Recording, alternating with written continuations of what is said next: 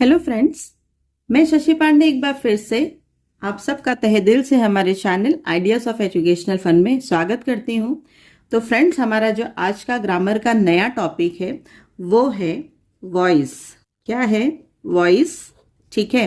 तो हमने पिछले वीडियोस में पढ़े, आपने 3 वीडियो बैक टू बैक देखा होगा, टेंस का पार्ट 1, पार्ट 2, पार्ट 3। तो सेम एज हमारा आज का भी जो वीडियो होगा ना वो पार्ट्स में होगा, यानी कि आज अभी पार्ट 1, उसके बाद पार्ट 2। पार्ट 1 में हम देखेंगे कि change the voice actually change कैसे करते हैं, यानी कि सॉल्व कैसे करते हैं, तो उसके कुछ रूल्स मैं आपको बताऊंगी। और पार्ट 2 में मैं कोशिश करूंगी कि आपको प्रैक्टिस लूँ, यानी कि सेंटेंसेस क्वेश्चन आंसर लूँ। ठीक है वो तो क्योंकि वीडियो बड़ी हो जाएगी, ये खाली रीज़न है, अदरवाइज और कुछ नहीं, क्योंकि आप बोर हो जाएंगे एक ही वीडियो में सब देख के। तो चलिए, तो सबसे पहले हम क्या देखेंगे, हम जानेंगे कि वॉइस होता क्या है। सो नो डाउट आपको पता ही है कि वॉइस क्या होता है। एक्चुअली सबको मालूम है आवाज़ को वॉइस बोलते हैं, बट ये तो हो गई जनरल नॉलेज।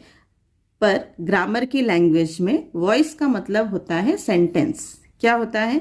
सेंटेंस या फिर स्पीच। ठीक है। अब स्पीच यानी कि जो हम बात करते हैं, आपको जो बोलना है, हमें कोई अपने शब्द रखने होते हैं तो हम किसी न किसी तरीके से बोलते हैं। ठीक है, कोई भी चीज़। तो जो भी हम सेंटेंस अगर हम इनडायरेक्टली सिंपली बोल देते हैं तो वो, और थोड़ा सा हम कभी कभी घुमा फिरा के बातों को करते हैं वो, लेकिन हमारा सेंटेंस वही होता है, चेंज नहीं होता, यानी कि उसका मतलब चेंज नहीं होता। तो वैसे ही हम जानेंगे कि वॉइस कितने तरीके के होते हैं। वॉइस होता है 2, एक तो होता है एक्टिव वॉइस और दूसरा होता है पैसिव वॉइस। क्या होता है? एक होता है एक्टिव वॉइस और दूसरा होता है पैसिव वॉइस। तो आज हमारा जो मेन टॉपिक है, हम सीखेंगे how to change active to passive. How to change active to passive, ये हमारा आज का मेन टॉपिक है जो हम जानेंगे। जिसके लिए जैसे मैंने आपको क्वेश्चन टैग में कुछ रूल्स दिए थे ना, तो यहाँ पे भी मैं आपको सिंपल 7 रूल्स देने वाली हूँ।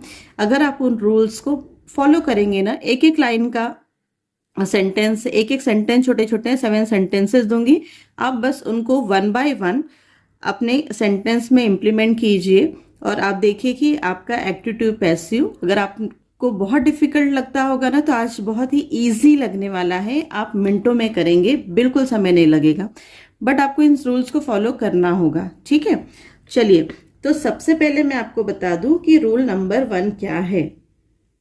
तो जैसा कि हम सब जानते हैं, किसी भी सेंटेंस में जब भी हम बात करते हैं तो वहाँ पे कोई तो काम करने वाला होता है या फिर बोलने वाला होता है। तो जो काम करने वाला है होता है, बोलने वाला होता है, जैसे क्या कहते हैं, सब्जेक्ट। ये आप सबको पता है, आपने वर्ड क्लासेस में या फिर पार्ट ऑफ स्पीच में पढ़ा हुआ है। ठीक है। और सुनने वाला या फिर जो काम हो रहा है, ठीक है, तो वो क्या होता है? ऑब्जेक्ट होता है। तो चलिए, ये हमने जाना सब्जेक्ट एंड ऑब्जेक्ट, जो कि एक सेंटेंस में हमें मिलते हैं। ठीक। तो रूल नंबर 1 इज, ठीक है, rule number 1 is interchange the place of subject and object. ठीक है, हमने यहाँ पे क्या देखा? हमने देखा कि हमारा जो पहला रूल है ये बोलता है कि interchange the place of subject and object. ठीक है, यानी कि हमें क्या करना है, जो सब्जेक्ट की जगह होगी वहाँ पे ऑब्जेक्ट को रखना है, एंड जो ऑब्जेक्ट की जगह होगी वो वहाँ पे किसको रखना है? सब्जेक्ट को रखना है। ठीक है, क्लियर है? Rule number 2। रूल नंबर 2 क्या बोलता है? ये कहता है change the tense and use the appropriate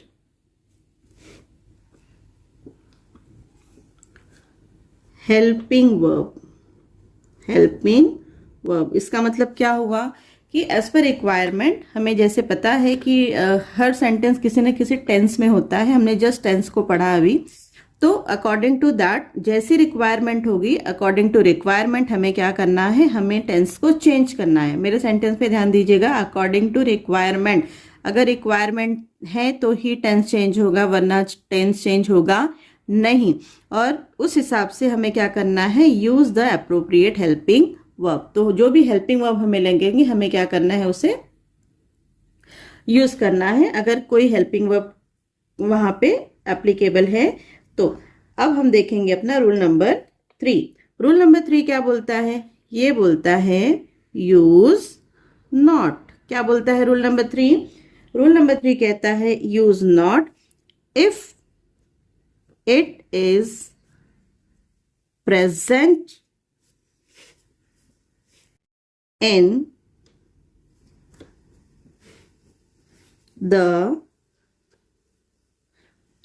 original sentence. और अब ये ओरिजिनल सेंटेंस क्या है, ठीक है, तो ओरिजिनल सेंटेंस है हमारा क्वेश्चन। जो क्वेश्चन हमें मिलेगा वही हमारा ओरिजिनल सेंटेंस। इसका मतलब ये कि अगर आपको क्वेश्चन में नॉट है तो आपको क्या करना है, आपको आंसर में भी नॉट यूज करना है, अगर नहीं है तो नहीं करना है। इसका मतलब है कि नो चेंजेस फॉर नॉट। जैसा कि हमने यहाँ देखा था, किसमें, क्वेश्चन टैग में देखा था। क्वेश्चन टैग में हमने देखा था कि रिवर्स रूल होता है नॉट के लिए। If not is given in sentence we have to remove, if it will not be then we have to add. तो हमें ये चीजें करनी पड़ती है, बट यहाँ पे ऐसा कुछ भी नहीं है नॉट के लिए। सेम एज नॉट है तो रहेगा, नहीं है तो नहीं रहेगा। Now rule number 4। Rule number 4 क्या बोलता है, ये बोलता है use the third form of main verb. ठीक है, जो वर्ब होता है ना, इसका पास्ट पार्टिसिपल फॉर्म हमें यूज करना होता है। क्या यूज करना होता है, दैट इज थर्ड फॉर्म।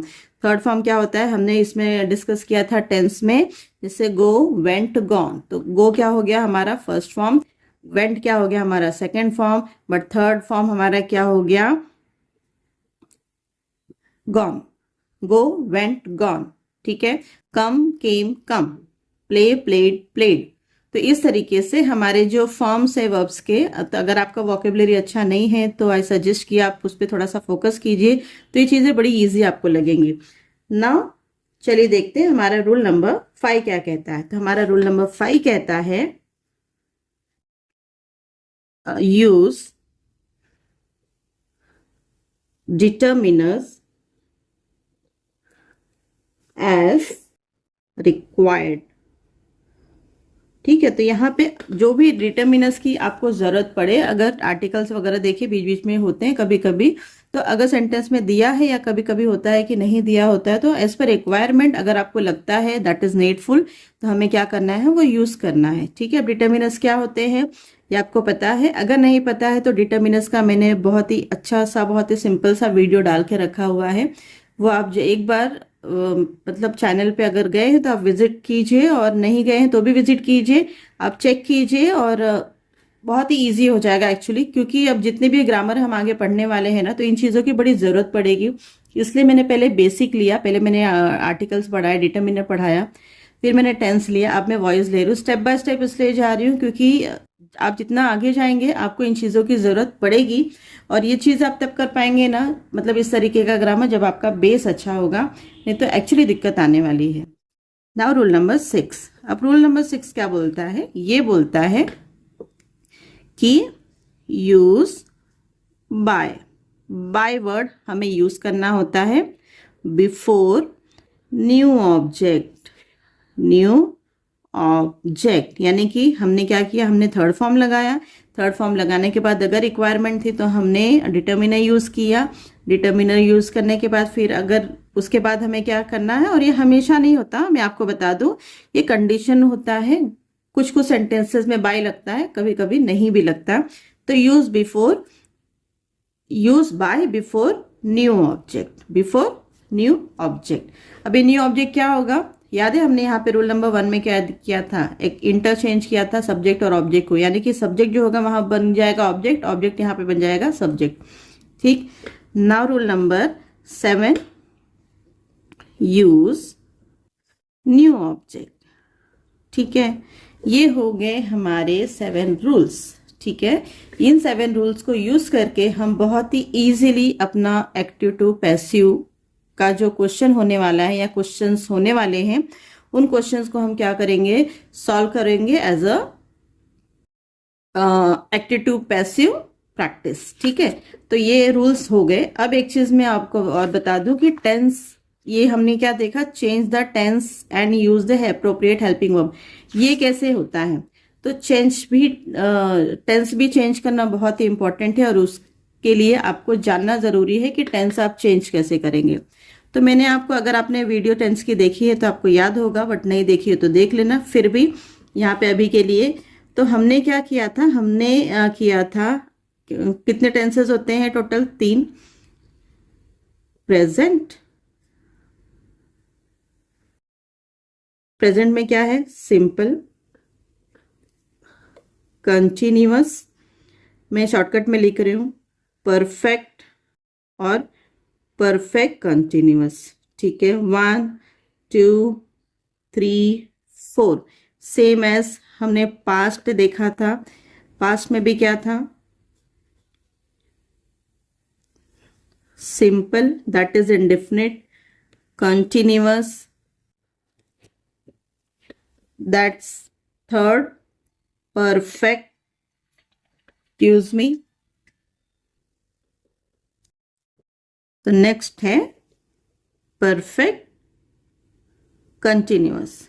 ठीक है, फिर हमने देखा था future, same as above, number 1 simple, number 2 continuous, number 3 perfect, and number 4 is perfect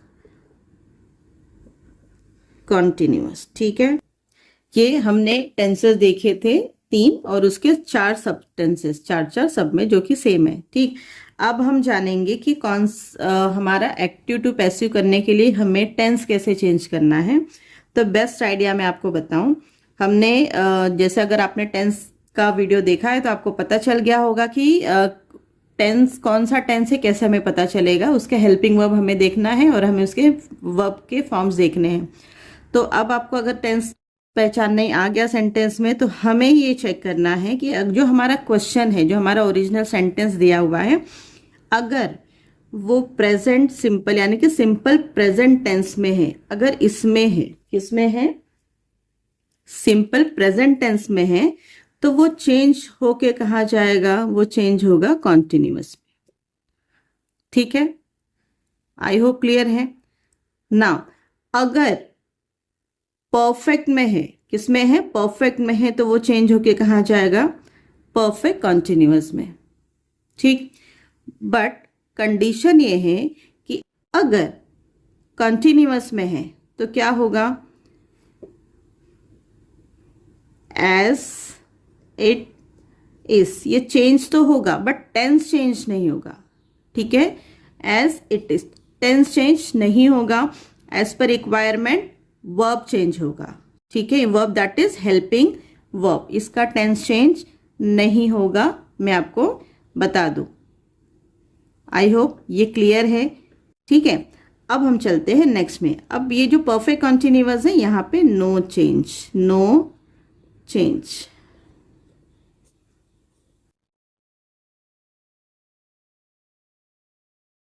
यहाँ पे लिख दूं मैं।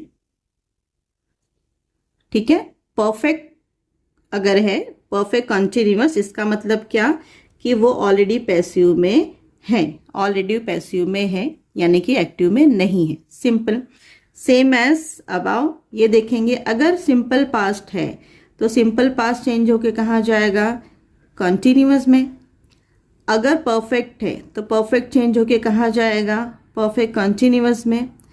अगर पास्ट कंटिन्यूअस है तो क्या होगा, एज इट इज, यानी कि टेंस वही रहेगा, टेंस चेंज नहीं होगा, टेंस चेंज नहीं होगा। होप ये क्लियर है। ठीक है, अब नेक्स्ट, सेम एज यहाँ पे भी नो चेंज, यहाँ पे नो चेंज मतलब ये ऑलरेडी पैसिव वॉइस है।